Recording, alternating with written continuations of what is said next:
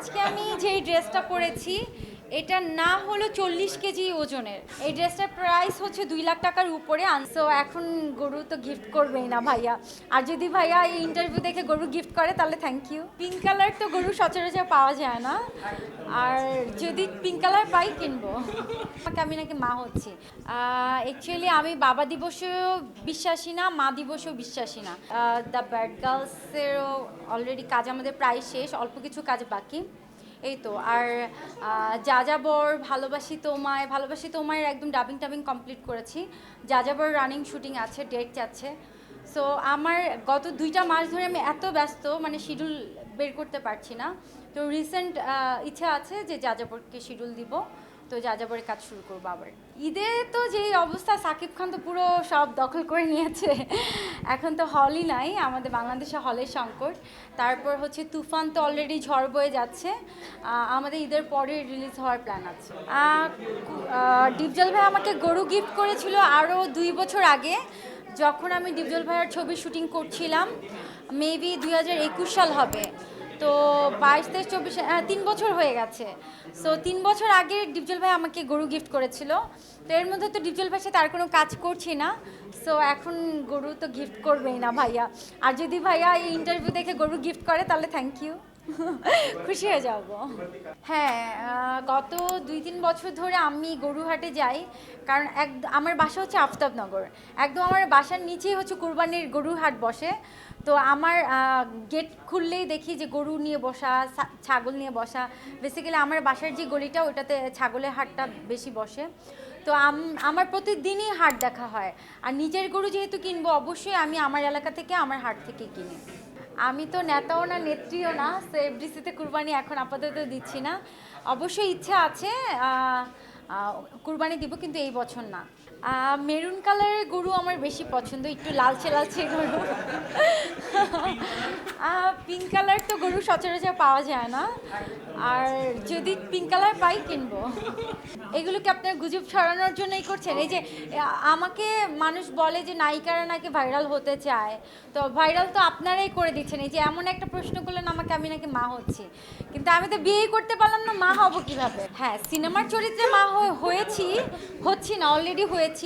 সিনেমার অভিনয়ের ক্ষেত্রে আমাদেরকে মা হতে হয়, বোন হতে হয়, তো বিভিন্ন ক্যারেক্টার প্লে করতে হয়। তো নদীর জলে শাপলা ভাসা একটা ছবিতে আমি মায়ের চরিত্রে অভিনয় করেছি। হ্যাঁ, ওইটা হচ্ছে আমার বোনের বাচ্চা, আমার বোনের বাচ্চা, আমার ভাইয়ের বাচ্চা, সবাই কিন্তু আমার বাচ্চা। সো আমি বাচ্চাদেরকে অনেক লাইক করি। আমার ভাইয়ের একটা বেবি হয়েছে কিছুদিন আগে, অলমোস্ট 1 বছর হয়ে গেছে। কিছুদিন পরে আমি বার্থডে করবো, আপনাদের সবাইকে দাওয়াত দিব। আপনি কি মা হতে পেরেছেন?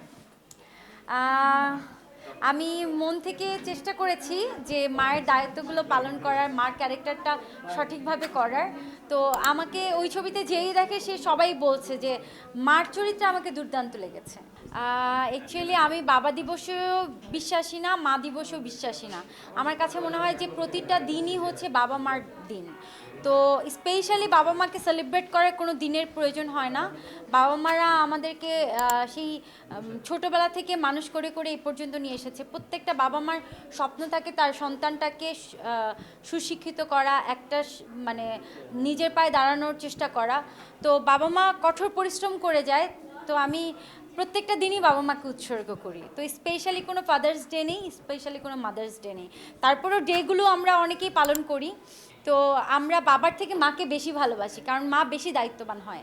আর বাবারা অর্থ দিয়ে দায়িত্ব পালন করে, কিন্তু মারা পরিশ্রম দিয়ে দায়িত্ব পালন করে। নায়িকারা মার ক্যারেক্টার করতে চায় না বাংলাদেশে সাধারণত।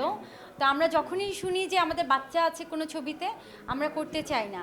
কিন্তু আমার ক্ষেত্রে টোটালি ভিন্ন, কারণ আমার কাছে মনে হয়েছে যে এই ক্যারেক্টারটাই হচ্ছে এই ছবির প্রধান নায়িকা চরিত্র, মানে নায়িকাই হচ্ছে মা। তো মার বাচ্চাটাকে নিয়ে হচ্ছে পুরো গল্পটা। সো নায়িকা যদি মা হয় তো কেন করব না? আমি তো নায়িকা চরিত্রেই করছি। সো এটা তো এমন না যে এখানে আরও কোনো নায়ক নায়িকা আছে, আমি মার অভিনয় করছি, তা না। এখানে একটাই নায়ক, একটাই নায়িকা, আর নায়িকাটাই হচ্ছে মা, মানে নায়িকাটা একটা বেবি থাকে, হ্যাঁ, মার ভূমিকায়। আজকে আমি যেই ড্রেসটা পরেছি এটা না হলো 40 কেজি ওজনের ড্রেসটা, 40 কেজি ওজনের ড্রেস। তো আপনারা মানে বুঝতে পারবেন না যে আমি কোন এক যুদ্ধের ময়দানে দাঁড়িয়ে আছি। তো এই ড্রেসটা ক্যারি করাটা অনেক টাফ। এটা আনজারার একটা ড্রেস, আনজারা ব্র্যান্ডের একটা ড্রেস। তো আনজারা সবসময় অনেক গর্জিয়াস কালেকশন নিয়ে আসে। সো আনজারা থেকে আজকে আমি এই ড্রেসটা নিয়েছি। তো এই ড্রেসটা খুবই হেভি ওয়েটের, মানে এটা পরে হাঁটা খুবই মুশকিল, প্রায় 40 কেজিরও উপরে হতে পারে এই ড্রেসটা। আপনারা আসলে না ধরলে বুঝতে পারবেন না, মানে আমি মনে হয় বেঁকে পড়ে যাচ্ছি এরকম অবস্থা। তো ড্রেসটা অনেক সুন্দর, আর ড্রেসটা দেখেই আমার অনেক ভালো লেগেছে। আমার কাছে মনে হয়েছে যে এই ড্রেসটা আমি আজকের জন্য, এই ড্রেসটার প্রাইস হচ্ছে 2 লাখ টাকার উপরে আনজারার। আপনারা আনজারাতে গেলে দেখতে পারবেন। তো আনজারার ড্রেসগুলো একটু হেভি প্রাইসেরই হয়। সো 1.5 লাখ 2 লাখ টাকার নিচে ব্রাইডাল ড্রেস খুবই কম আছে ওখানে।